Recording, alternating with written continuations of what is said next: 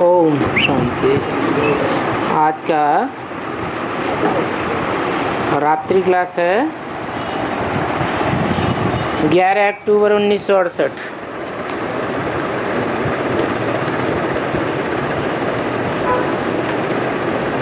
ये ईश्वरीय सेवा है।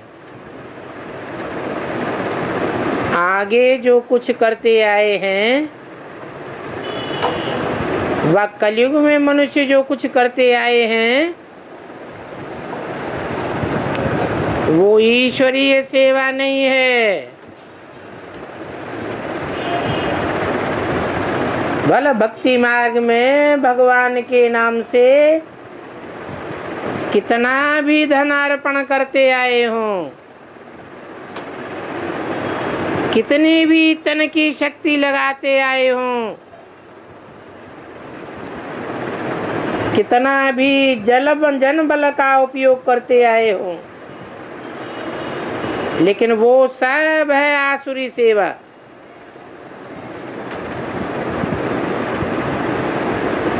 आसुरी सेवा से दुख की दुनिया बनती है और ईश्वरीय सेवा से सुख की दुनिया बनती है। सुख का रास्ता बाप ही आकर बताते हैं। आसुरी सेवा को सेवा तो नहीं कहेंगे, क्या कहेंगे?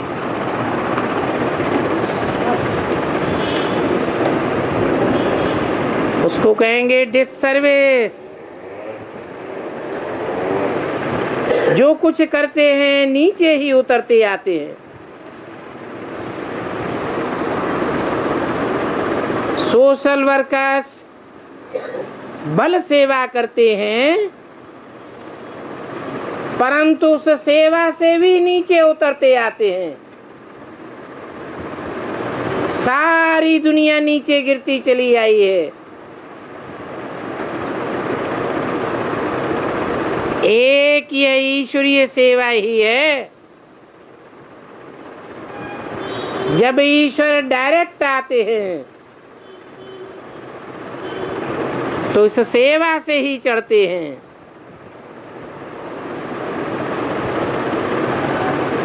बाकी जो जिस प्रकार की सेवा करेंगे उनको फल तो जरूर मिलता है।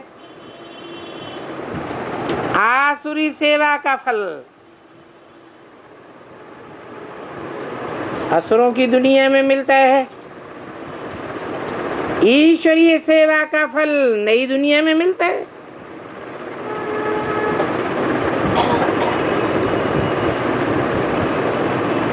कहेंगे कल पहले भी ऐसी सेवा की थी,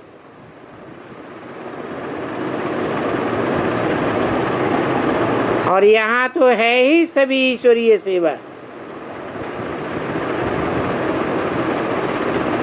यहाँ आसुरी सेवा का तो नाम ही नहीं है। तो घड़ी घड़ी पूछते रहते हैं, शिव बाबा याद है? क्योंकि याद की भी सेवा है। विभिचारी याद है तो डिससर्विस हो जाती है। पूछते हैं स्वर्ग की बादशाही याद है? क्योंकि जैसा लक्ष्य रखेंगे वैसे ही लक्षण आवेंगे। तो ये स्लोगन तो जहां तहां लगाए देना चाहिए। शिव बाबा याद है? स्वर्ग की बादशाही याद है? कोई भी नया आवेंगे तो पूछेंगे जरूर, और तुम्हारे समझाने से झट समझ भी सकेंगे। एक शिव बाबा ही है जो नई दुनिया रचने वाला है। बाकी तो दुनिया में इतने बड़े बड़े कहावने आए, ग्रेट फादर्स आए, महात्माएं आए, बड़े बड़े नेताएं आए। नई दुनिया तो कोई भी नहीं बना सका। दुनिया लगातार पुरानी होती गई। पुरानी माने दुखदाई, नई माने सुखदाई। पहले पहले भारत में ही स्वर्ग की बादशाही थी, क्योंकि भारत में ही भगवान आते हैं। भारत में भगवान आकर नई दुनिया रचने की सेवा कराते हैं। अभी तो नरक की बादशाही है।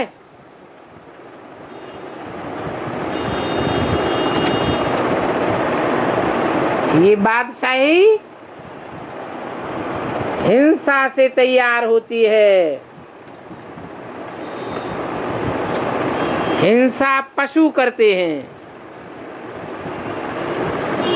जानवरों का काम, असुरों का काम ही है हिंसा करना।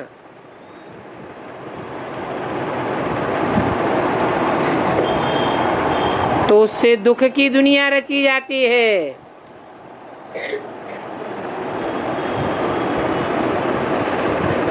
तो ये स्लोगन शिव बाबा याद है? बहुत बहुत बनावे, फैंसी नमूने से बनावे।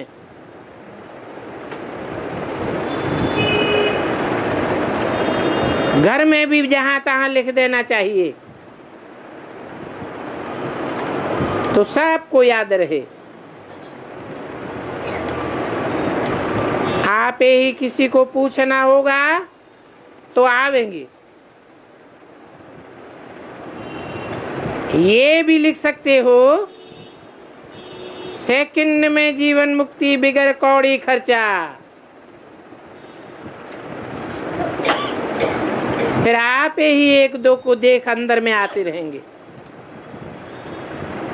बेहद के बाप से बेहद का वर्षा कल्प कल्प मिलता है, और बाप से जो वर्षा मिलता है वो विश्व की बादशाही का वर्षा आधा कल्प चलता है। फिर आधा कल्प के बाद रावण जीत लेते हैं।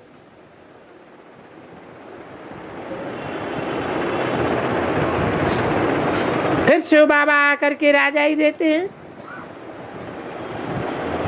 शास्त्रों में प्रजापिता ब्रह्मा का नाम तो है ही,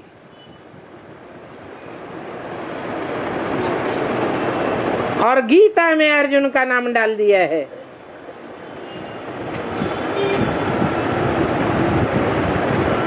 वास्तव में गीता में जिसका नाम अर्जुन है, वो श्रेष्ठ पुरुषार्थ का अर्जन करने वाला वही प्रजापिता ब्रह्मा गाया हुआ है, जो शिव बाबा का बच्चा है। तुम भी हो ही शिव बाबा के बच्चे। तो तुमको उठते बैठते शिव बाबा और उनकी स्वर्ग की राजधानी याद रहनी चाहिए।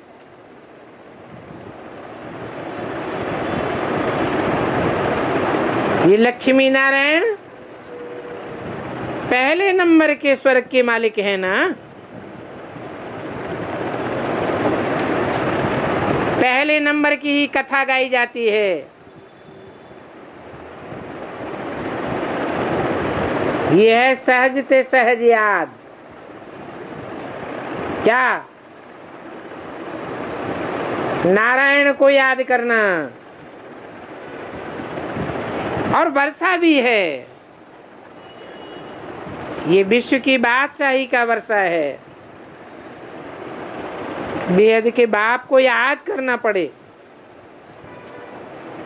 और 84 के चक्र को भी याद करो। ये ज्ञान बहुत सहज है। मान लो रात को पहरा देते हो तो इसमें भी कमाई है। शिव बाबा भी याद रहेगा और बादशाही भी याद रहेगी। बहुत बहुत कमाई होगी। परंतु जिनकी तकदीर में नहीं होगा वो बिल्कुल नहीं करेंगे, कभी नहीं करेंगे। जो बहुत सोते हैं वो बहुत खोते हैं, और जो जागते हैं तो ईश्वरीय सेवा भी करते हैं और उनके विकर्म भी विनाश होते होंगे।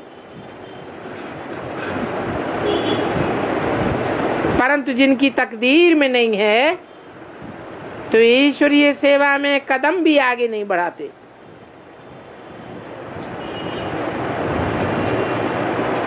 बाप कहते हैं ऐसे भी चाहिए।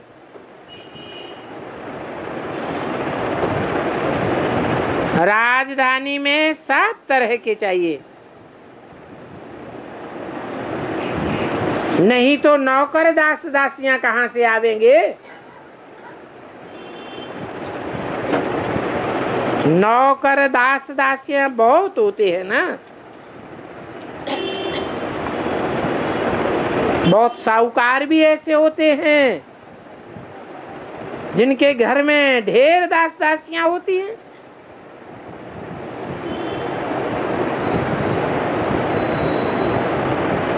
तो देखो शुरू से ही दास और दासियों का चला आ रहा है। बच्चे ये तो समझते हैं कि लौकिक बाप को यहाँ भूलना पड़ता है,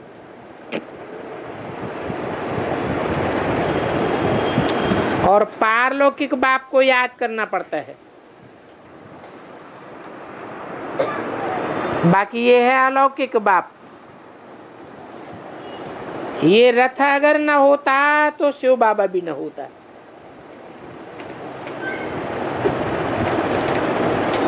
ये अलौकिक बाप भी खुद कहते हैं शिव बाबा को याद करो, मुझे याद मत करो। शिव बाबा भी कहते हैं तुम बच्चों की कनेक्शन मेरे से है,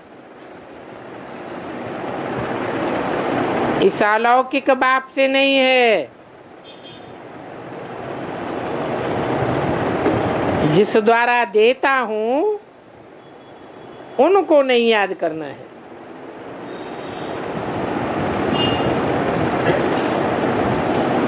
ऐसी भूल नहीं करनी चाहिए।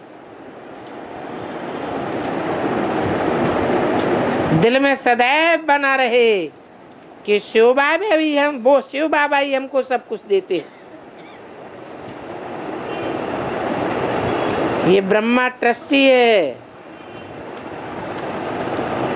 अथवा जिसको ट्रस्टी मुकर्रर करेंगे वो भी ट्रस्टी। तो शिव बाबा के भंडारे से लेने से वो याद पड़ेगा।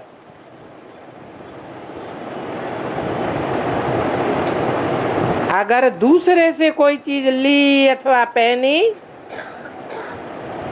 तो वो ही याद आने लग पड़ेंगे। फिर शिव बाबा की याद में बाधा पड़ जाएगी।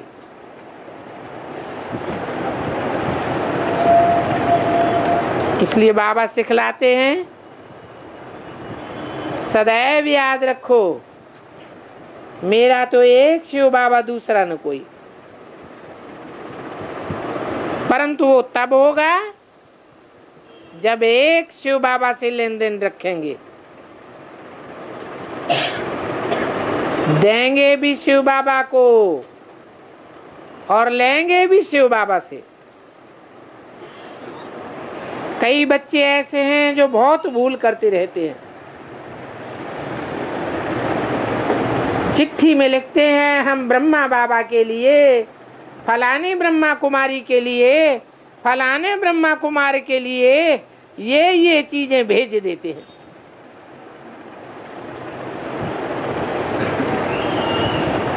अरे तुम भेजो शिव बाबा को तो उनसे उनकी याद रहेगी, देहधारियों को भेजेंगे तो देहधारियों की याद जरूर सताती रहेगी।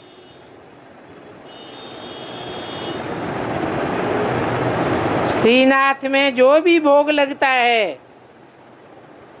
जो कुछ बनता है, वो श्रीनाथ को भोग लगाते हैं। भोग लगाने के बाद फिर सभी ब्राह्मणों को बांटा जाता है।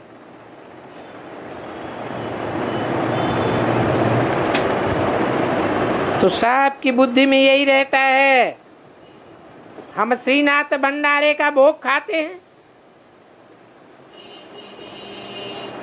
वहां चावल नहीं होते हैं,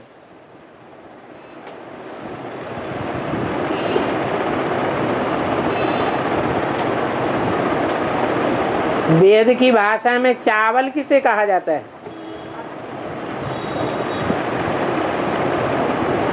और धान किसे कहा जाता है?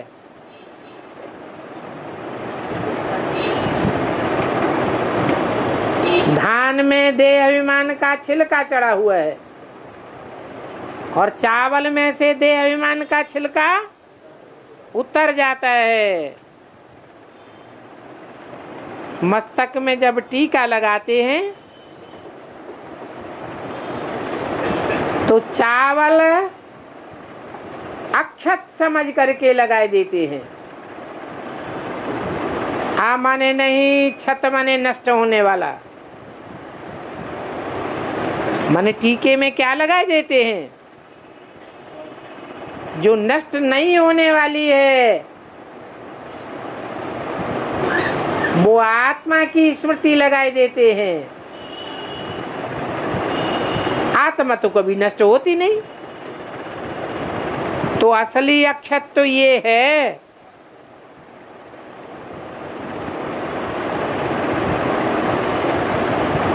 तो जगन्नाथ के भंडारे में चावलों का भोग लगावेंगे।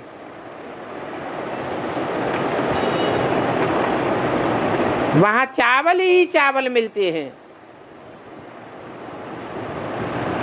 खिचड़ी बनावेंगे, दाल भात बनावेंगे, चावल जरूर बनावेंगे। और श्रीनाथ पर अनेक प्रकार के माल मिलते हैं।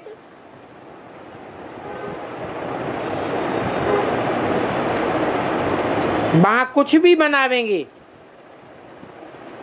श्रीनाथ भंडारे में तो मुख बंद करके बनाते हैं।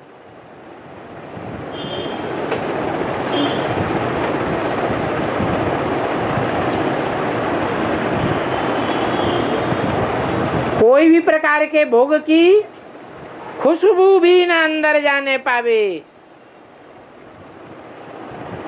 जब तक श्रीनाथ के भंडारे का भोग न लगे।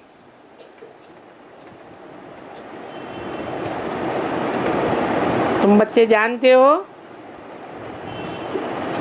वो यात्राएं भक्ति मार्ग में दुर्गति मार्ग की यात्राएं हैं।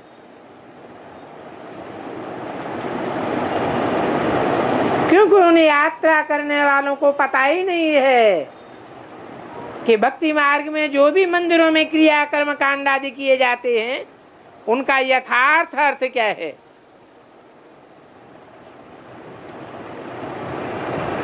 अभी तुम तो समझते हो,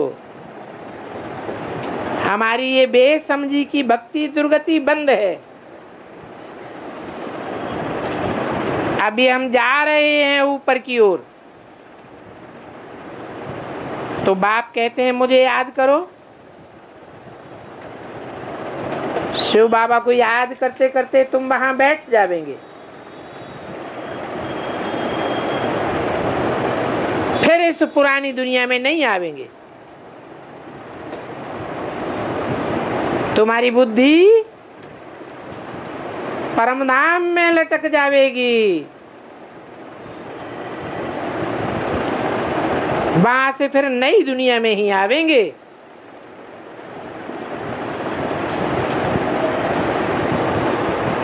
गीता में भी ऐसे ही लिखा हुआ है।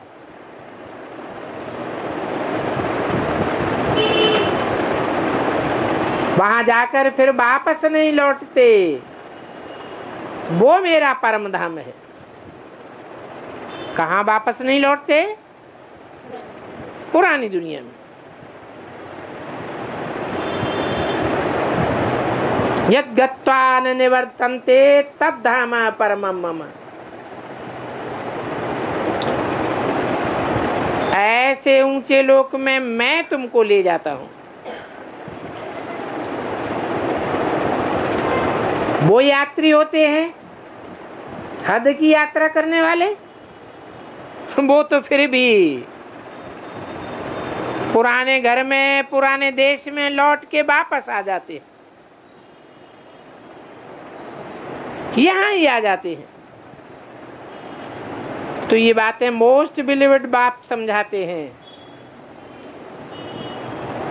तो बाप को और बाप की रचना स्वर्ग की बादशाही को याद करना है। बैज के ऊपर भी लिख दो शिव बाबा याद है।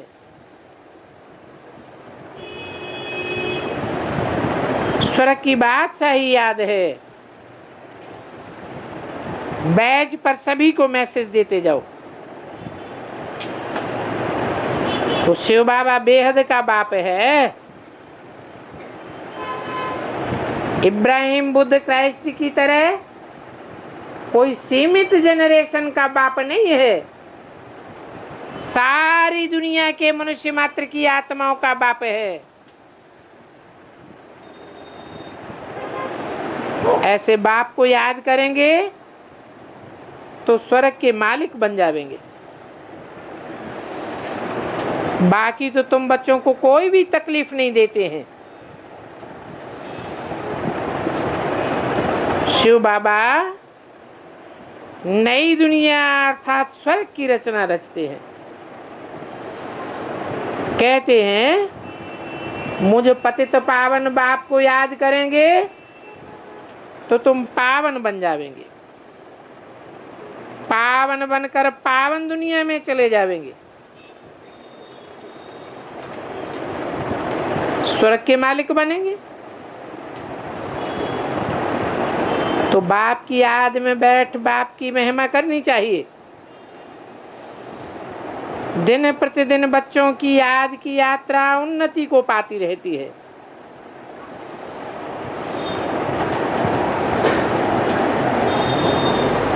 वो यात्राएं तो जन्म जन्मांतर करते आए, उन्नति तो कुछ भी होती नहीं है।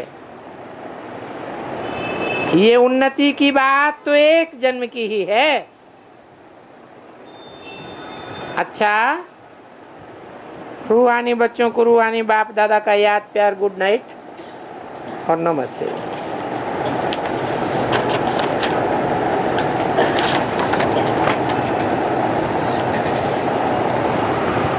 आज की प्रातः क्लास है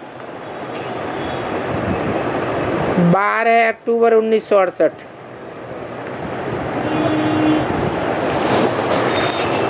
डबल ओम शांति।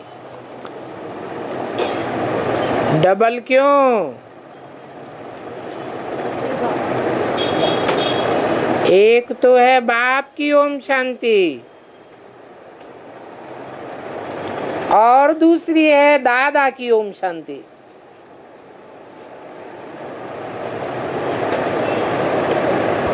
दोनों की आत्मा है ना।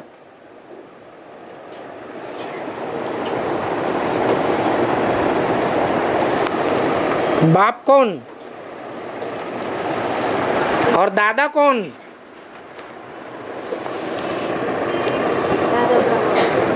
दादा तो ब्रह्मा बाबा हो गया। और बाप कौन?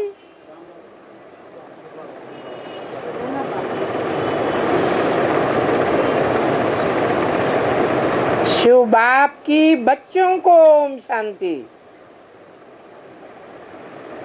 और दादा की भी बच्चों को ओम शांति।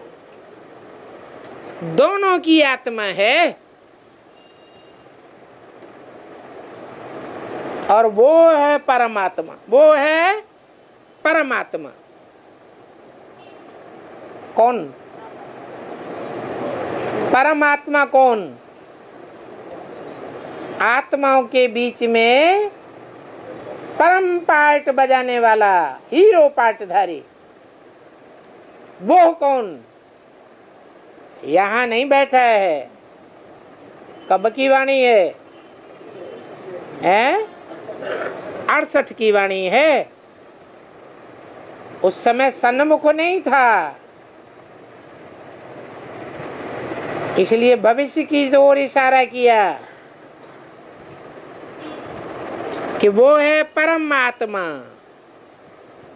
परम पार्टधारी।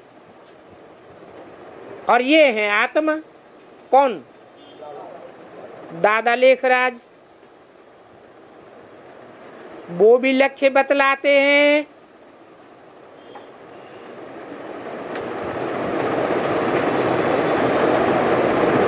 और मैं भी लक्ष्य बतलाता हूं। क्या? कि हमको कहाँ जाना है? परमधाम वापस जाना है। असल में हम परमधाम के वासी हैं, तो असल स्टेज में स्थित हो जाना चाहिए। दोनों ऐसे कहते हैं। बाप भी कहते हैं ओम शांति, ये भी कहते हैं ओम शांति।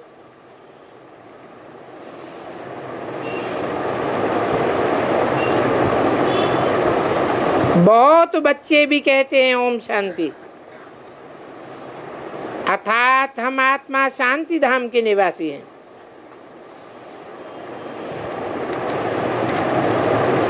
यहाँ खुलासा होकर के बैठना है। क्या कहा?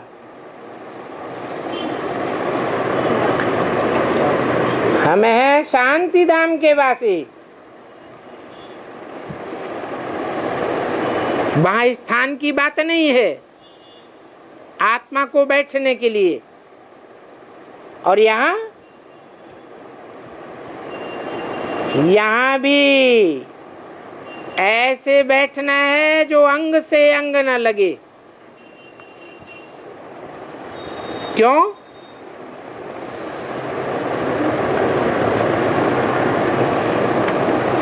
हैं? क्यों इस तरह बैठना चाहिए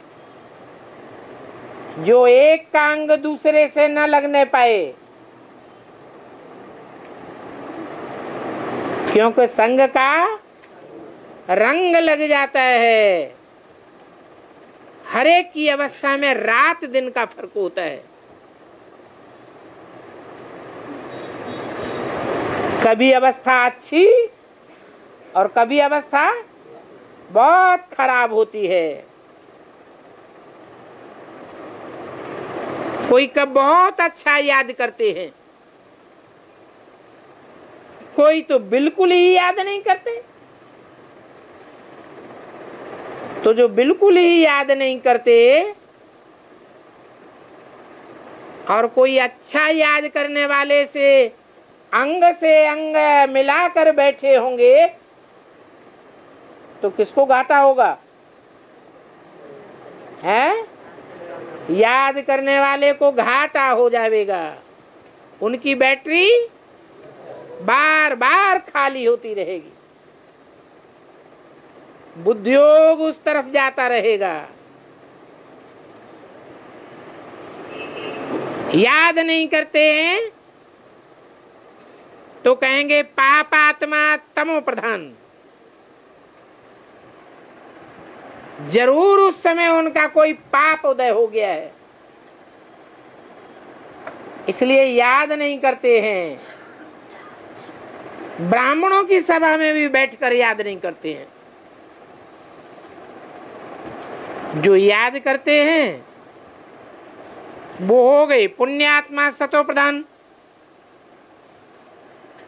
कोई पुण्य उनका उदय हो गया 63 जन्मों का, जो उनको बाप की सभा में बैठकर अच्छी याद आ रही है।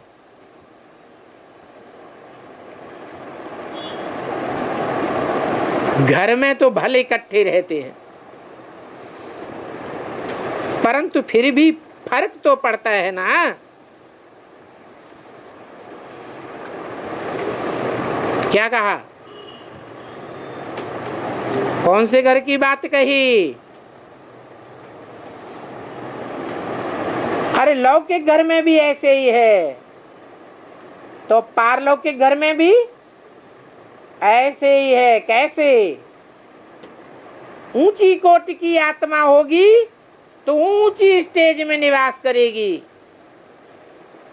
और नीची कैटेगरी की आत्मा होगी तो नीची कैटेगरी में रहेगी। तो रात दिन का फर्क पड़ जाता है। इसीलिए तो भागवत में आसुरी नाम गाए हुए हैं।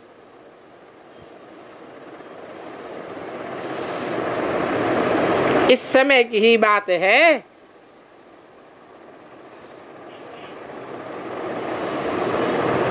बाप बैठ बच्चों को समझाते हैं, ये ईश्वरीय चरित्र हैं जो भागवत में दिखाए हैं। आत्मा रूपी गोपियों को भगाया, गोपियां भागी तो असुरों ने क्या किया? असुरों ने बिघन डाले।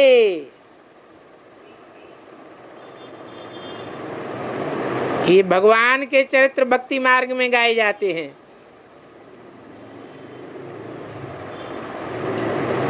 सतयुग में तो तुम बच्चों को कुछ भी याद नहीं रहेगा।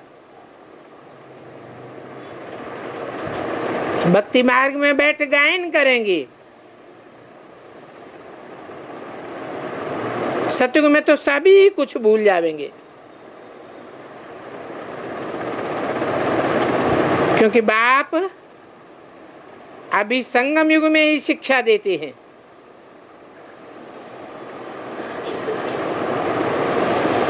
सतयुग में तो ये बातें बिल्कुल ही भूल जाती हैं। फिर द्वापर में शास्त्र आदि बनाते हैं और कोशिश करते हैं राजयोग सिखलाने की, परंतु राजयोग तो कोई सिखला ही नहीं सकता।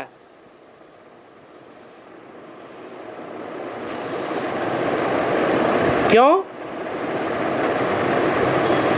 क्यों नहीं सिखला सकता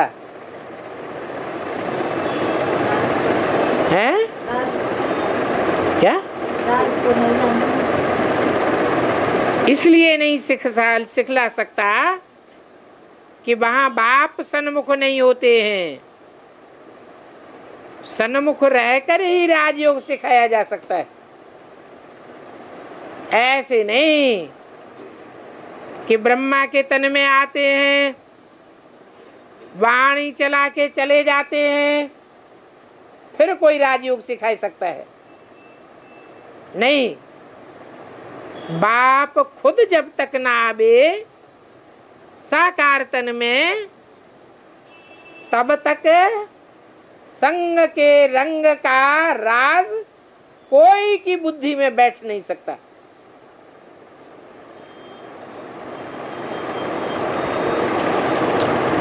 तो बाप जब सन्मुख आते हैं तभी आकर बतलाते हैं, और मेरे सिवाय मेरी नॉलेज कोई और दे भी नहीं सकता। तुम जानते हो कैसे बाप आकर राजयोग सिखलाते हैं। फिर 5000 वर्ष के बाद आकर ऐसे ही कहेंगे, मीठे मीठे रूहानी बच्चों, ऐसे कभी कोई मनुष्य मनुष्य को नहीं कह सकता, और न देवताएं देवताओं को कह सकते हैं। एक बार पार्ट बजाया, फिर 5000 वर्ष के बाद पार्ट बजावेंगे, क्योंकि बाप आकर एक बार पार्ट बजाते हैं तो तुमको सीढ़ी के ऊपरी हिस्से में पहुंचाए देते हैं, फिर बाद में तुम सीढ़ी नीचे उतरते रहते हो। धीरे धीरे तुम्हारी बुद्धि में अभी सभी आदि मध्य अंत का राज है। तुम जानते हो वो है ऊंच से ऊंच शांति धाम अथवा परम धाम। हम आत्माएं भिन्न भिन्न धर्मों के नंबरवार वहां रहती है। वो निराकारी दुनिया है, जैसे स्टार्स देखते हो ना कैसे खड़े हैं। किसी को कुछ भी देखने में नहीं आता है, ऊपर कोई चीज नहीं है जिसको वो स्टार्स पकड़ करके खड़े हुए हों। तुम आत्माएं भी ऐसे ही ब्रह्म में जाकर रहती हो।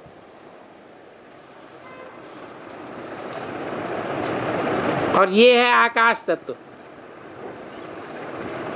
वो है ब्रह्म महत्व तत्व। यहां तो तुम धरती पर खड़े हो, ये कर्म क्षेत्र है। हम आत्मा परमधाम से यहाँ आकर के शरीर लेकर के कर्म करती है।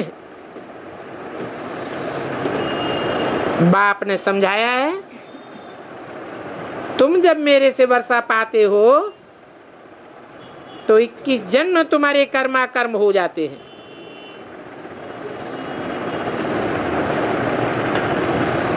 क्यों? 21 जन्म हमारे कर्म अकर्म क्यों हो जाते हैं? क्योंकि वहां आत्म की स्थिति पक्की हो जाती है, देह का भान ही नहीं रहता है। तो न कर्म बनता है, न अकर्म बनता है, न व्यर्थ कर्म बनता है, न पाप कर्म बनता है, न पुण्य कर्म बनता है। वर्तमान समय तुमने जो ईश्वरीय सेवा की है, उस पुण्य कर्म का तुमको लाभ मिलता रहता है।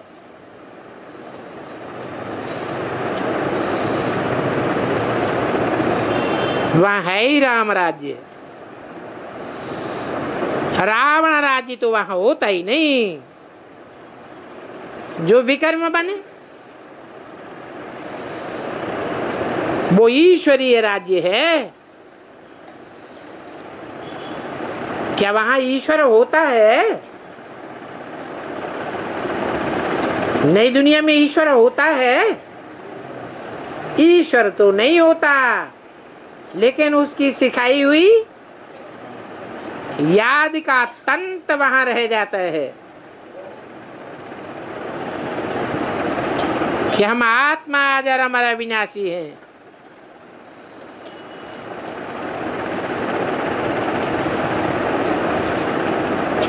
ये ईश्वरीय राज्य अभी स्थापन हो रहा है, स्वयं ईश्वर स्थापन कर रहे हैं। तो बच्चों को समझाते रहते हैं, शिव बाबा को याद करो और स्वर्ग के मालिक बनो। ये स्वर्ग शिव बाबा ने स्थापन किया है। तो शिव बाबा और सुखधाम को याद करो। उससे भी पहले शांति धाम को याद करो, जहां जाना है। तो सारा चक्र बुद्धि में आ जाएगा। परंतु बच्चे भूल जाते हैं। इसलिए बच्चों को बार बार सावधान करना पड़ता है। हे बच्चों, अपन को आत्मा समझो और मुझ बाप को याद करो। तो हे मीठे मीठे बच्चों, तुम्हारे सारे पाप भस्म हो जाएंगे। प्रतिज्ञा करते हैं तुम्हें याद करेंगे तो तुम्हें पापों से मुक्त कर दूंगा, क्योंकि बाप ही पतित पावन सर्वशक्तिवान अथॉरिटी है। उनको वर्ल्ड ऑलमाइटी अथॉरिटी कहा जाता है। वो सारी सृष्टि के आदि मध्य अंत को जानते हैं। वेदों शास्त्र आदि सभी का मर्म जानते हैं। तब तो कहते हैं कि इन शास्त्रों आदि में कोई सार नहीं है।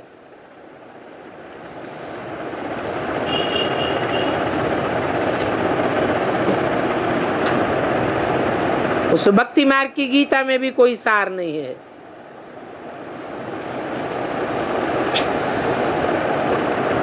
बल व सर्वशास्त्र में शिरोमणि शास्त्र गाई हुई है।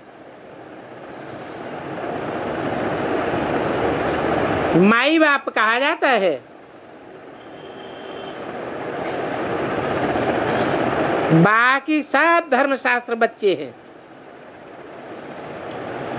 जैसे पहले पहले है प्रजापति ब्रह्मा, बाकी सभी हैं बच्चे। प्रजापिता ब्रह्मा को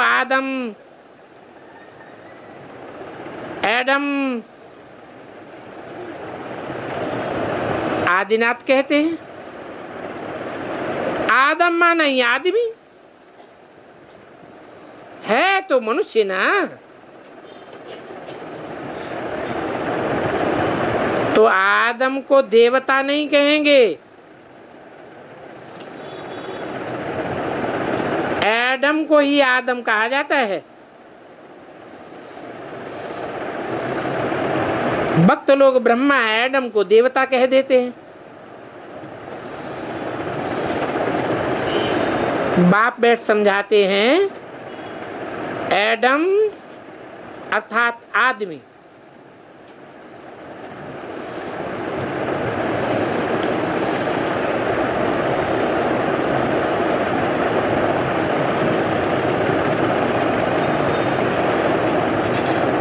न डीटी है न भगवान है और न डीटीज में है। हाँ, ये लक्ष्मी नारायण देवताएं हैं, तो डीटीज में ही पैराडाइज है। वो नई दुनिया है ना। उस नई दुनिया में क्या क्या है वो बाप ने समझाया है। वो है वंडर ऑफ द वर्ल्ड। बाकी तो सभी हैं माया के पंप, माया के वंडर्स। द्वापर के बाद माया के वंडर्स आते हैं। ये रावण के वंडर्स हैं। ईश्वरीय वंडर तो एक ही है, क्या? स्वर्ग। स्वर्ग जो बाप स्थापन करते हैं। अभी वो स्थापना हो रही है। बाप ने समझाया है, अच्छे में अच्छा वंडर है ये दिल वाला मंदिर।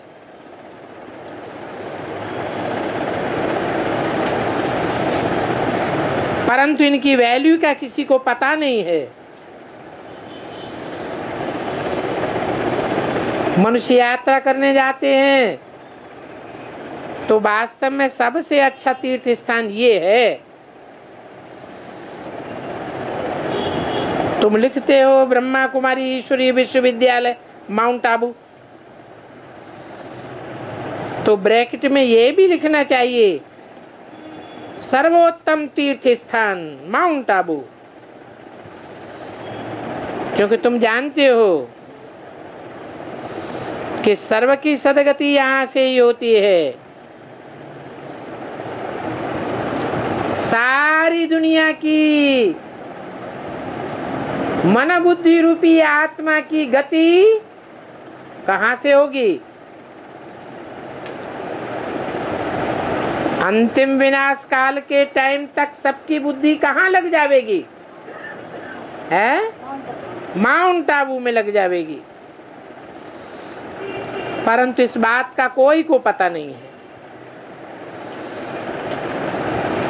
जैसे सर्वशास्त्रमयी शिरोमणि गीता है, वैसे सर्व तीर्थों में श्रेष्ठ तीर्थ आबू है।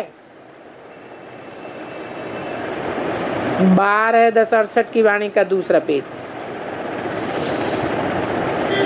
तो मनुष्य जब पढ़ेंगे तो अटेंशन जाएगा इस बात पर कि सबसे बड़ा तीर्थ माउंट आबू है, जहां बाप बैठ सभी की सदगति करते हैं।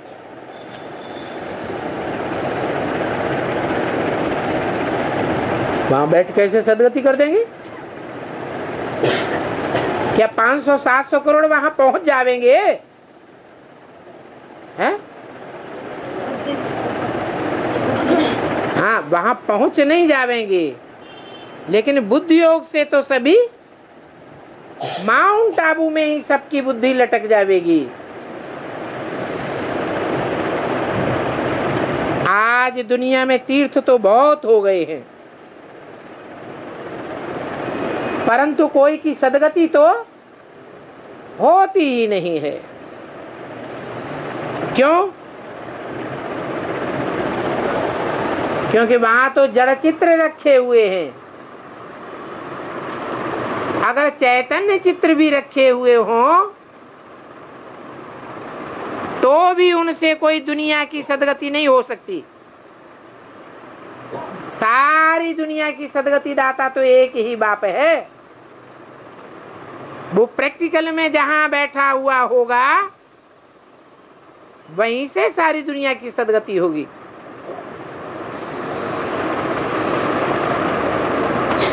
तो देखो दुनिया में कितने तीर्थ हैं।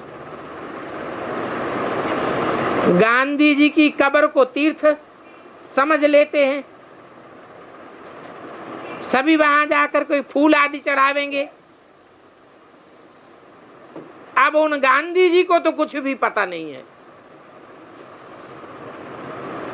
न हद के गांधी जी को पता है और न बेहद के गांधी जी को पता है। जहां उनकी कब्र बनाई गई है, कहां बनाई गई है? माउंट आबू में। तुम बच्चे तो जानते हो, तुमको यहाँ बैठे दिल के अंदर बहुत खुशी होनी चाहिए कि हम बाप के साथ बैठ करके हेवन की स्थापना कर रहे हैं। कितनी बड़ी सेवा कर रहे हैं। हमारी सेवा से नई दुनिया स्थापन होती है।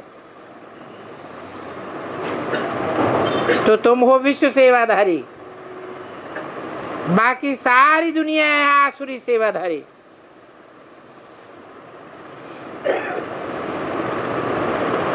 अभी बाप सिर्फ कहते हैं अपन को आत्मा समझ, मुझे याद करो। पढ़ाई भी बहुत सहज है और इस पढ़ाई में कुछ खर्चा भी नहीं लगता है। लगता है? हैं? कुछ भी खर्चा नहीं लगता है। तुम्हारी मम्मा को 1 पाई भी खर्चा लगा क्या? कुछ लेकर के आई थी क्या? फिर कौड़ी खर्चा पढ़ करके इतना होशियार हो गई, नंबर 1 में चली गई। राजयोगिनी बनी। आत्मा को राज्य मिलता है ना, तो आत्माओं को ही बाप बैठ पढ़ाते हैं, आत्माओं को ही राज्य मिलता है। जो अभी तुमने गंवाया, अभी देखो इतनी छोटी सी आत्मा कितना काम करती है। 84 जन्मों का पार्ट बजाती है। इतनी छोटी सी आत्मा में कितनी ताकत भरी हुई है, सारे विश्व पर राज्य कर लेती है। इन देवताओं की आत्मा में कितनी ताकत है। तो देखो, हर एक धर्म में अपनी अपनी ताकत होती है, लेकिन ऐसी ताकत कोई भी धर्म में नहीं होगी जो है, कैसी ताकत कोई भी धर्म में नहीं होगी। ऐसी ताकत तो कोई भी धर्म में नहीं होगी जो सारे विश्व पर राज्य कर सके। चाहे क्रिश्चियन हो, चाहे मुसलमान हो। मुसलमानों ने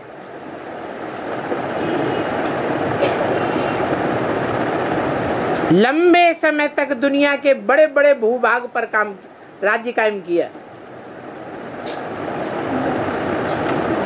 क्रिश्चियंस के लिए कहते हैं कि अंग्रेजों की बादशाही इतनी बड़ी थी कि उस बादशाही में सूरज कभी डूबता ही नहीं था। परंतु क्या कहेंगे कि मुसलमानों ने या क्रिश्चियंस ने सारी दुनिया के ऊपर राज्य किया, सारी दुनिया के ऊपर फिर भी राज्य नहीं किया। भले हिटलर हो, मुसोलिनी हो, अलेक्जेंडर हो, सब मात खा गए। ये तो तुम्हारा ही आदि सनातन देवी देवता धर्म है। तुम ही ऐसी सेवा करते हो जो सारे विश्व पर राजाई तुम्हें मिलती है।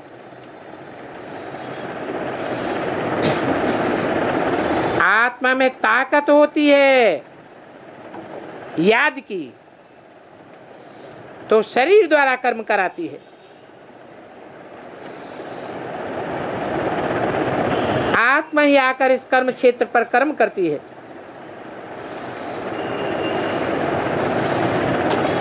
बुरे से बुरा कर्म है विकार में जाना।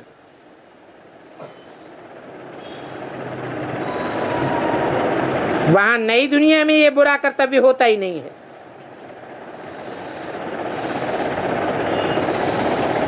तभी तो सारे विश्व पर राज्य करते हैं। आत्मा विकारी मार्ग में जाती तब है जबकि रावण राज्य होता है। मनुष्यों को तो बेचारों को कुछ भी पता नहीं है। वो तो कह देते हैं विकार सदैव है ये हैं। राम राज्य में भी विकार थे, तुम समझा सकते हो। अरे वहां आसुरी रावण राज्य होता नहीं है, तो विकारी कैसे कह सकते हो?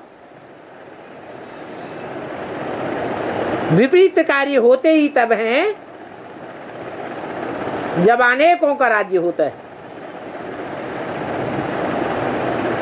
अनेकों की मत चलती है, अनेक कुल हो जाते हैं, अनेक राज्य हो जाते हैं, अनेक धर्म हो जाते हैं, अनेक भाषाएं हो जाती हैं। वहां नई दुनिया में तो है ही योग बल।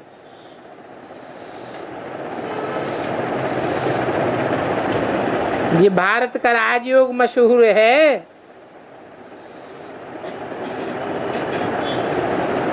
दुनिया वाले बहुत सीखना चाहते हैं भारत का राजयोग, परंतु जब तक तुम उनको न सिखलाओ तब तक कोई सीख नहीं सकता। तुम्हारे सिवाय और तो कोई सिखला ही नहीं सकता। जैसे महर्षि था, महर्षि दयानंद,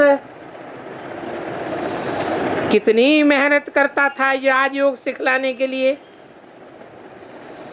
परंतु दुनिया थोड़ी ही जानती है ये महर्षि राजयोग कैसे सिखलावेंगे। सो तो भगवान को मानते ही नहीं, कहते हैं भगवान निराकार है। अब निराकार है तो गीता का ज्ञान कैसे देगा?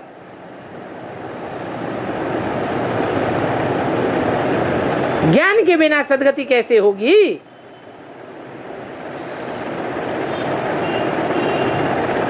तुम्हारे समझाने का भी अभी समय नहीं है। तुम अभी भी आर्य समाजियों को नहीं समझा सकते हो। ये आर्य समाजी किसके फॉलोअर्स हैं? है?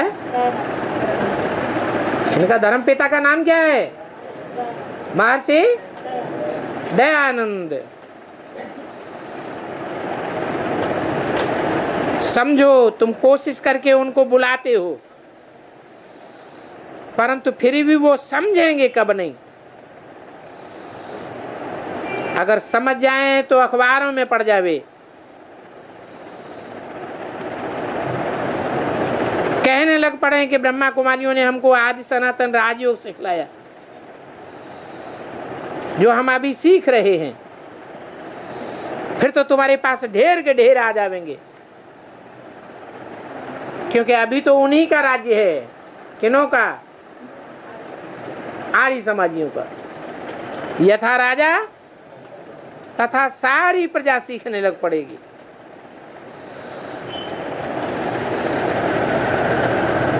ओम शांति।